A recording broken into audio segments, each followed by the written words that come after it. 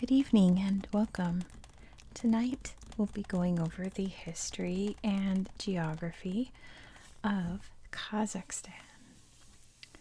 This is a huge map, but it's the best map that I have, I promise you.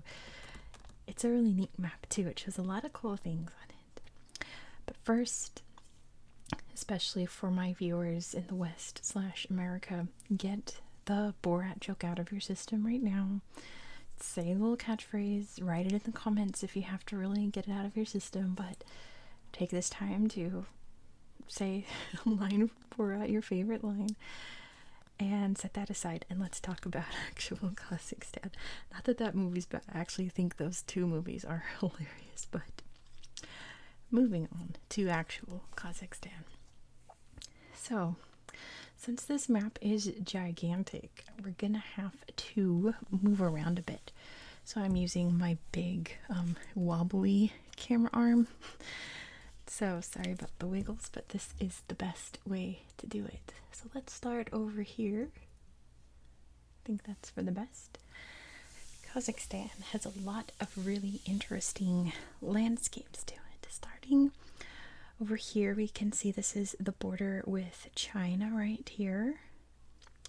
And there's lots of mountain ranges in this area. Up here we have the Altai Mountains, and here we have the Tian Shan Mountains, which are much higher than the Altai.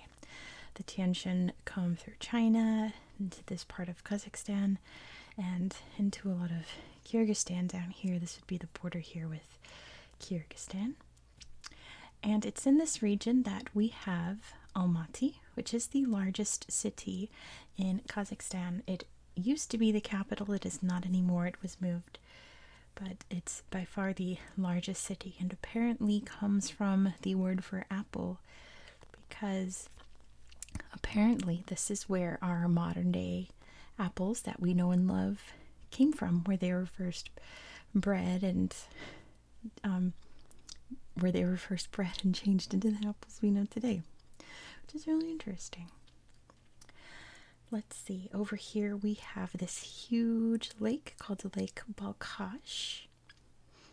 It's a very strange lake in a lot of ways, but I think the strangest thing about it is that this part over here is salty and this part is freshwater.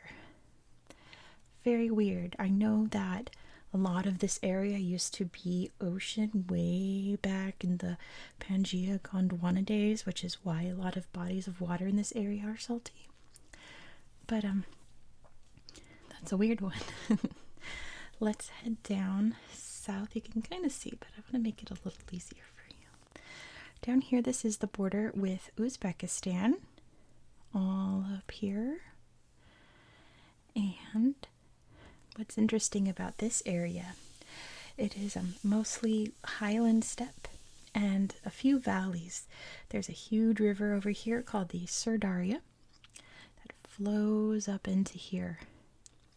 So wherever you see a huge river that I point out, there's typically a valley around it, but anywhere else there is steppe landscape. And steppe landscape is like in America, the equivalent sort of would be like a prairie, in that it is grassland as far as the eye can see.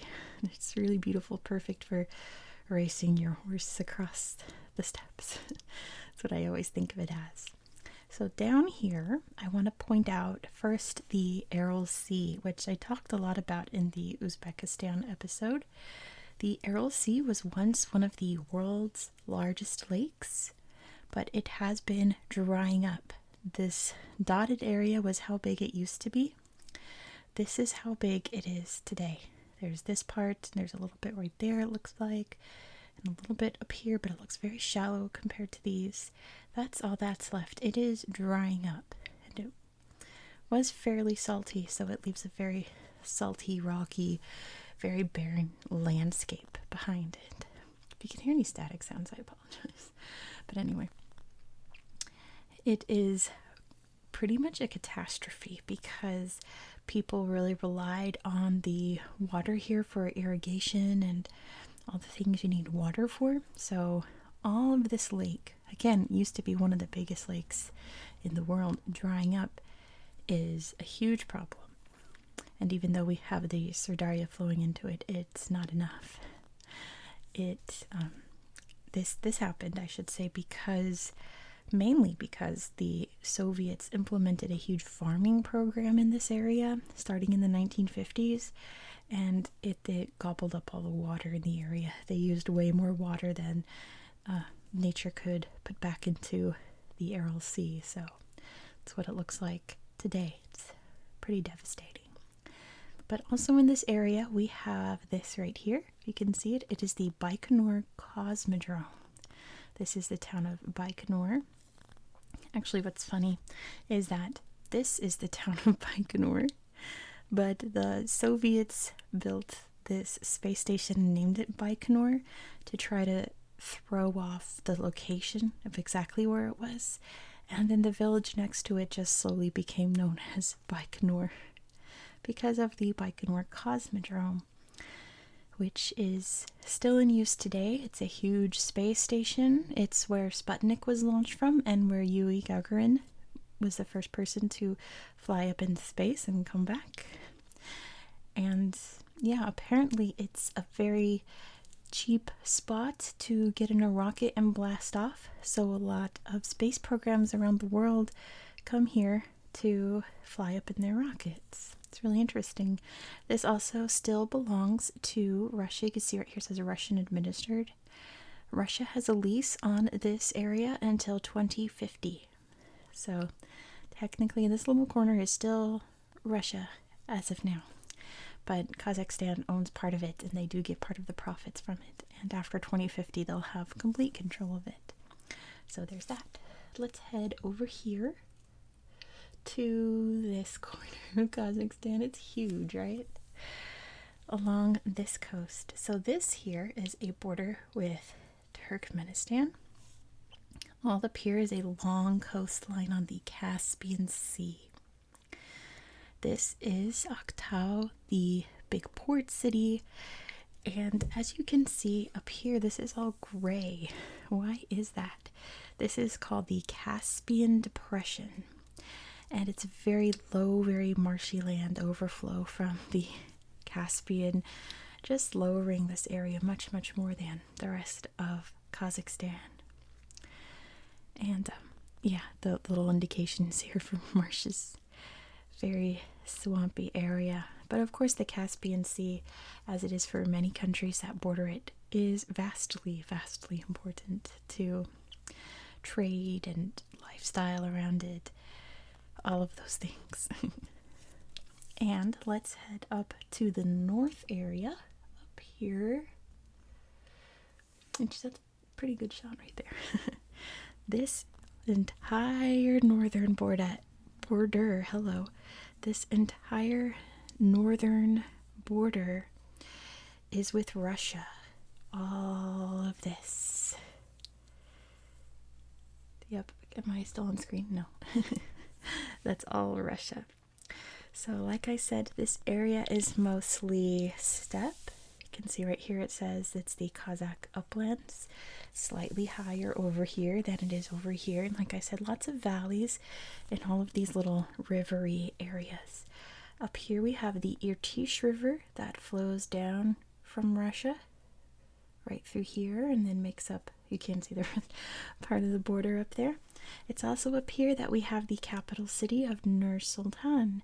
Now some of you geography nerds would say, oh, I didn't realize that was I thought the capital was Astara.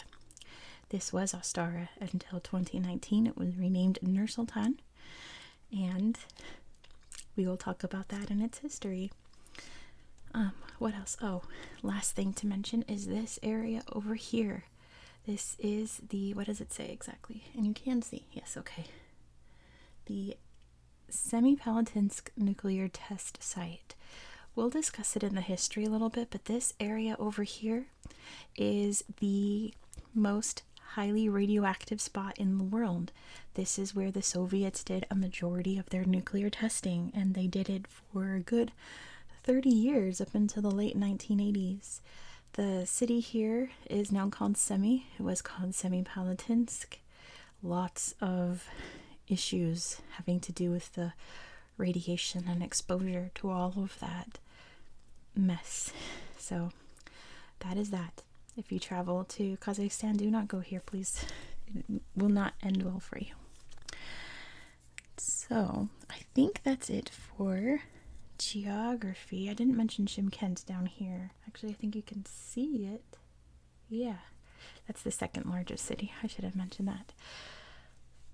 But with that out of the way, let's get into the history of Kazakhstan. Why is this country so huge? It's actually the largest landlocked country in the world. Why is it the way that it is? Why all of these strange, interesting little anomalies around the country? Let's talk about it. So, once people came onto this steppe land and were like, wow, there's grass as far as the eye can see, many different pastoralist groups lived in the area, in that they grazed cattle, raised horses, did all the things that people would do in pasture land. So not really settling. There were a few villages and towns, especially in relation to the Silk Road. There was a route of the Silk Road. There wasn't one Silk Road. There were a couple paths that made it a little easier to travel. If you didn't want to go over super high mountains down here, you could travel over here, what was known as the steppe route on the Silk Road, and stop in some of the towns down here, which is one of the reasons why this is the more populous area of Kazakhstan. It kind of always has been, in a way. It's been really the only part of the country until recent history that's been, like, constantly inhabited.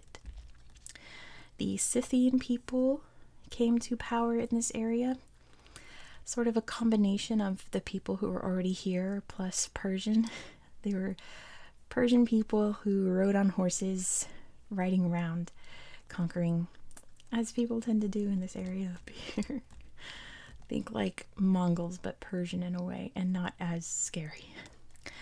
But the Scythians, like I said, were Persian, so eventually this came under the realm of the Achaemenid Empire, which is also Persian. Alexander the Great conquered it, so it came under Alexander's control before he passed very suddenly. And after that, it just became, once again, more of just like a grassy, steppy, horsey area. People just living their horsey lives, riding around, until the Turkic peoples moved into the area between the 5th and 11th centuries. The Turkic migration is massive. I mean, Turkey, way over there, is technically named after the Turkic peoples, but they spread all over Central Asia, Eastern Europe, all over the place. So one of the migrations ended up in this area. The groups of them were known as Khanates, with the Khan being the leader. And there were quite a few in the area, just kind of doing their thing, until the Mongols came and took over, which we all know Genghis Khan, right? So the Mongols took over this area. The Mongols were famous for destroying everything in their path, burning it down, and riding away into the sunset with all the riches and slaves and all of that. But there's not a lot here to burn down and kidnap and ride away with. So it just became a regular territory of the Mongol Empire. It became part of the empire that's known as the Golden Horde. That was Genghis's branch of it before he passed and lent it to his sons. In 1465, the Golden Horde broke apart due to so many of Genghis Khan's sons and grandsons being in power, Tamerlane being the more famous one. He ruled more down here and spread out, obviously. The Kazakhs were another split, technically. The Kazakh people. They were Uzbek people living in the Uzbek area. And they were unhappy with how things were going, so they split off. They went north and started their own thing, their own horse riding in the prairies, in the plains, in the steppes, just riding around, being Kazakhs. The word Kazakh means wanderer or independence, all those kind of words associated with that. So they were Uzbek people. They started their own thing. They became Kazakh people. with their groups riding around, being nomadic and developing their own Kazakh culture. There were quite a few rivalries between the different groups. They would split off, join, so on and so forth, until eventually there were three main khanates in what's now Kazakhstan. There was the Great Horde, the Middle Horde, and the Lesser Horde. You could tell which one had the most land and which one had the least. And they did fight with each other, and they did fight with a lot of outside powers. Speaking of outside powers, Russia up here to the north is slowly gaining power, and by the late 1700s, early 1800s, they are very strong. Russia, with their czar and everything, they want to protect their border from all of these Cossacks riding around and fighting. So they start building forts, populating that area with Russians, and then building more forts, populating that area, more forts, populating that, until the Cossacks are like, hey, you're in our territory now, and you're building all these forts. What are you doing? And of course, Russia's like, obviously, we're taking over your land. We're Russia. That's what we do. Especially in the time known as the Great Game, which was when we had Russia in control up here. And down here in India, Pakistan area, Britain was in control. So there was this sandwiched area in the middle that nobody controlled. So Russia and Britain tried to see who could snatch it up first. But obviously this part up here gets snatched up by Russia first because it's closest to Russia. So the various Kazakh hordes start fighting against Russia and losing because it's Russia. And there's also many different tribal and territorial disputes happening at the same time. One of the hordes, I want to say it was the Lesser Horde or the Middle Horde, asked Russia for help with one of the conflicts. Russia said, of course we'll help you. And managed to take over all three of the Kazakh horde groups.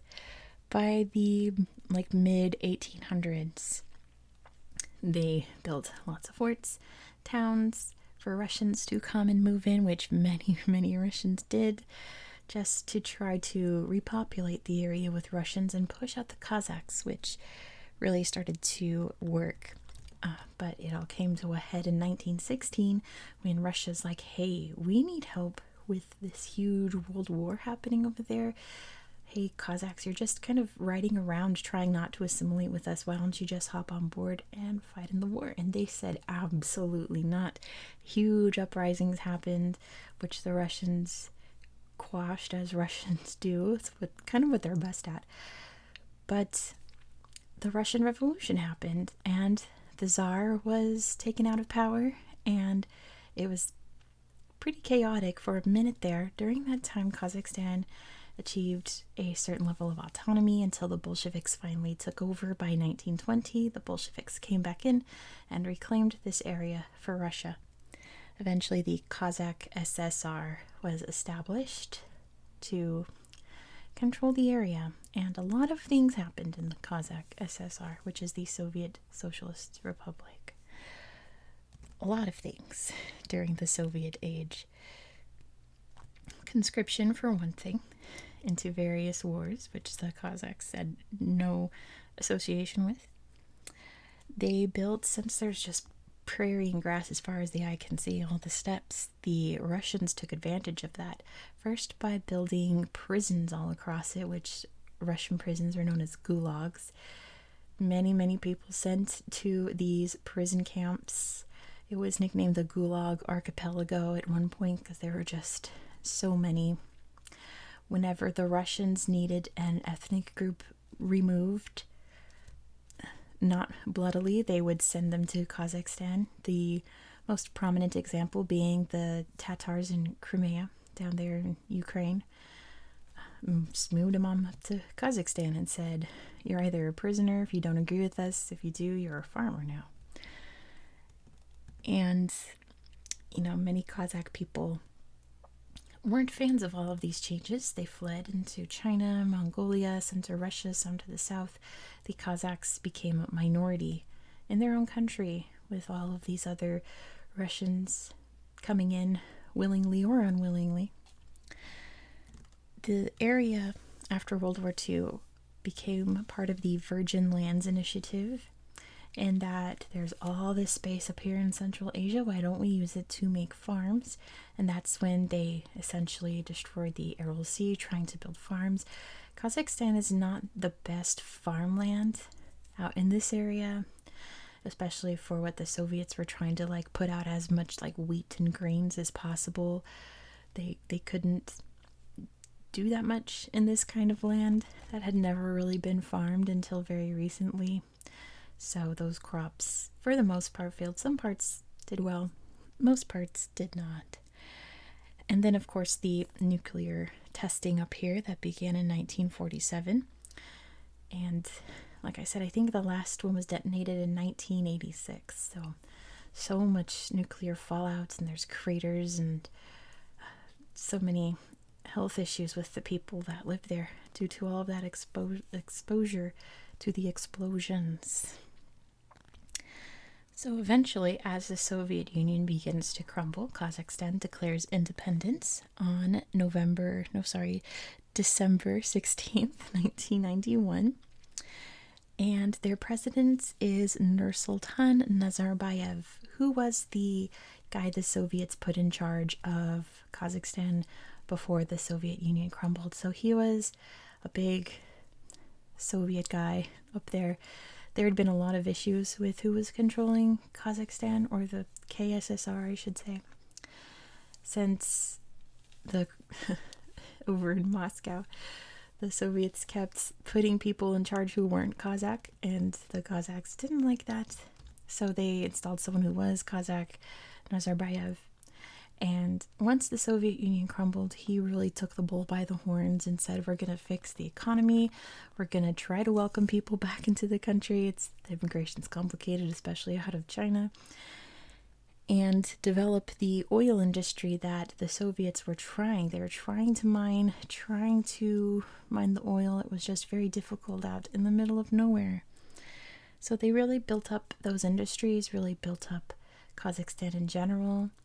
People were living pretty good lives at first, considering they were being ruled by an oligarchy, so to say. But those kind of governments, if they work at first, over time they're not going to work eventually. Nazarbayev stepped down in 2019, citing health purposes, and he handed over the presidency. As in, he said, this is who you're going to vote for, and they all had to vote for him. His name is Kassym-Jomart Tokayev. The first thing he did was he renamed the capital from Astana to Nur-Sultan, after Nur-Sultan Nazarbayev. Which, like, you think, like, wow, that's pretty weird that they named it after this guy. But I also live in a country where our capital city is named after the first president. So, I mean, there you go. The economic situation around the world hit Kazakhstan first on January 1st, 2022. Gas prices doubled and people were angry. I mean, when the gas prices went up higher by like $2 where I live, people were furious. But I can't imagine if it went from like $4 to $8 overnight. Yikes. So people protested. They said enough is enough. We are done with Nazarbayev, because of course he was working in the background of the government instead of in front of it. Huge protests. They were met with violence. Russia had to step in to assist the very overwhelmed Kazakhstan police. And the protests were pretty much squashed within 11 days or so, but they were happening all over the country. And you see how huge this country is. They happened all over the country.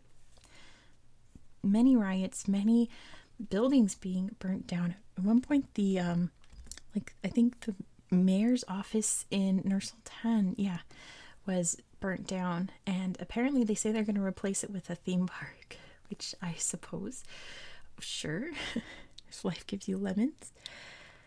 But that's kind of the uneasy situation that Kazakhstan is in today. like recognizing that this government is not working for the people, they're working for themselves. And they have the ability to rise up, but there's too many people up here who would gladly help the government here put that down. So it's a little tense. Evidently, Nazarbayev was removed either willingly or unwillingly from his behind-the-scenes government position. So we'll have to see where it goes from there. It's all still very new, and who knows what will happen in the history. But their economy is still very, very strong. They have the largest economy in Central Asia. They've got all these cities and industry and lots of work opportunities. And okay, so my phone overheated, so I figured I'd take that opportunity to move the angle back down so that I could show you the pages of the book. But what was I saying? I think just about how Kazakhstan's future is looking bright but questionable at the same time, I suppose. So why don't we flip through this book and I'll show you what Kazakhstan looks like. Isn't that gorgeous? Big old beautiful mosque. This is the big center square in Nur-Sultan. And he's on his horse. He's got his golden eagle, being very traditional there. And a picture from protests in 2019 about the election. There's a yurt here, out in the fields here with the mountains in the background. Very pretty. I would love to own a yurt, to be honest. It sounds great. Just put up a whole house that you can carry around with you. Here's a little map of Kazakhstan that really just shows you all of the political areas. And here's the Tian Shan Mountains. Oh, I forgot, this book has a lot of tiny pictures in it, so I'll have to like bring it close for a lot of it. Pictures in here are typically very small. Here's a nature reserve here. It's flat on grassland, right? Here's Almaty, the largest city. Big old mountains in the background. These beautiful skyscrapers here. And this is Shymkent, the next largest city. I think Nur-Sultan is number 3. But yeah, big old highways like we have here in California. Lots and lots of buildings. Some old petroglyphs, and it's of a horse. Always been horse people since there were horses here.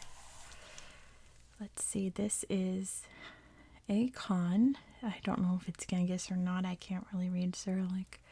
But yeah. Apparently, I should mention this now, it'll come up in the book, but there's Lenin, there's Stalin. There's a whole Kazakh alphabet and language, obviously, and the government has been working on trying to remove Russian from society as much as possible, replacing it with the Kazakh language. I think that'll come up later in this book. Here's a propaganda poster saying, come and be a wheat farmer in Kazakhstan. It's great. It's wonderful. Let's see. Boris Yeltsin, second from right. And there's Nursultan Nazarbayev. That's in 1991. The residence of the president. And let's see, there's Nazarbayev again, and Nur-Sultan. Let's see, that's the Parliament House, it says. And the party quarters of Nur-Otan, the political party. And some soldiers there in a parade. I told you all these pictures are so tiny. And this guy's working on an oil field. Another tiny one of, goodness, look at that. A little farmer tractor there.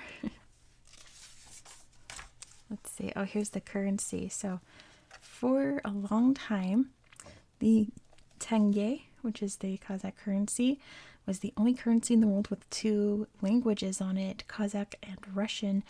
But like I said, they're trying to remove Russian, so Now the currency only has Kazakh on it. Here is the Almaty airports. And Issyk Lake, which I wonder if I can show you over here. No, okay, it's over here. Never mind. I'm not moving the camera around again. Here's some public art about how the oil industry is destroying the environment. Poor little fishy there. There's nowhere to go. And some ducks. Just some solid looking ducks. And here's what a lot of the Errol Sea looks like. It is a graveyard for the most part. Lots of rusted ships out here in the sand that's left over. Oh my gosh, it's the Saiga Antelope. I've been obsessed with these. We're going to do a country next week that also has Saiga Antelope living there. These are the goofiest dudes. They have a big little snout. They look like little aliens. They're so cute. That's not a great picture, but there will be a better picture next week when we do a country that also has Saiga Antelope living there. The golden eagle is the main symbol of Kazakhstan. It's on their flag. And they love it. They've been, using them for hunting since forever. There's a lady here.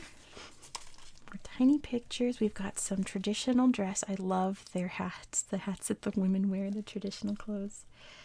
And a little wooden house all painted very beautifully. That's like one of my favorite colors, that shade of green. And they're having a festival here and more very beautiful traditional clothes. Very lovely. And this is actually in Kiev. This is a monument or memorial, I should say, for the Crimean Tatars that were forced to move to Kazakhstan. If you want to know more about the Crimean Tatars, watch my Ukraine video. They are having a picnic out in the lovely day. That's fantastic. Look at Grandma right here. Do you think she's enjoying herself? I hope so. Let's see. Here's a nomad out here with this herd. And here's another yurt. They're houses that the nomads use. They can take this all down, pack it up on their horse, and put it back up within an hour. I would love to have a yurt. I would love to live in a yurt. Look at, here's a bride with Kazakh and Western influence. I'm obsessed. This is fantastic. A+ outfit, no notes, perfect. And a big old happy family. That's a very sweet grandma right there. Awesome. And they're at a hospital here, waiting to be seen. Look, they wear those foot coverings in the hospital. That's good. Safety first. And it says it's their first day of school. They're already in their uniforms. And it is time to eat. They're sharing. Look at this dress. That's gorgeous. Man, their traditional clothes are absolutely stunning. Let's see, this is the religion chapter, so we see some Muslim women in full head covering. They've got their prayer rugs here. And she's praying here. Typically, Muslim women pray at home, not at the mosque. We have a cathedral in Almaty for Russian Orthodox Christianity. Here's a camel. Ooh. See, where is it? Where is it? Oh, there's got to be one. There's got to be one. This is a mosque in Nur Sultan. It's very pretty. Let's see. So we've got Russian, Kazakh, and English on the sign there. And some newspapers here in Russian and Kazakh. And they're working hard in school. Apparently the government's working hard to try to remove Russian from classrooms, but most people speak Russian, so it's a little difficult. She's drawing some hills there. Let's see. There's another grandma telling a story. We've got some very lively musicians here playing a song. And some more sweet grandmas with their granddaughters here. They've got some wool that they're making into something. Oh, it's a rug, sorry. They're making rugs, traditional rugs. And gorgeous jewelry. I have a bracelet, like ring thing like this. It's very complicated to wear, but it looks fantastic. And this is the Opera and Ballet building. Very, very modern. We've got a big statue of Abe Kunabayev, a very famous writer. He's covered in pigeons at the moment. And they're at a metro station here. Look how gorgeous that is. They're flying some kites. Nur Sultan. And this is a courtship game that they still do, kind of like for fun mostly, but essentially the guy has to catch the lady on the horse, and I think if he doesn't catch her, she gets to throw rocks at him. I think that's the tradition. I'm not sure. A very Kazakh picture here of horse wrestling, fighting each other on top of the horses, playing, it looks like a little balalaika here. Traditional clothes as well. Here's a huge skating rink that the Soviets built so they could train all the figure skaters. I think there's like a ski slope up there too. Oh, how sweet. Cute little faces all dressed up. Some more traditional dress. That's for the spring equinox. It's the like Nowruz festival. It's like pronounced differently in every culture, but it's the spring equinox New Year celebration. And it's Eid al-Adha. They've got snacks and a sweet little Eidna cupcake that's very cute. And food. Here's another grandma making something doughy. And we've got meat. Apparently Kazakhs are big time meat eaters.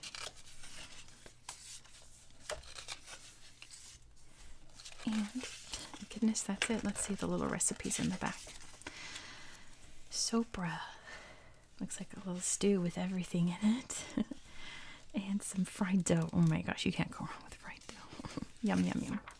And there's a big old picture of Kazakhstan. You can see the mountains, the highlands, the valleys, and the Caspian Depression. And that's where it's located in the world. See, like, it's huge. Like, people really underestimate how big this country is. It's gigantic. Like, look at Europe compared to Kazakhstan. It's massive. But anyway, that's going to be it for tonight.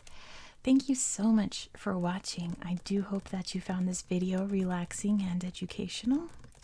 And I hope that you have a very good night. Good night.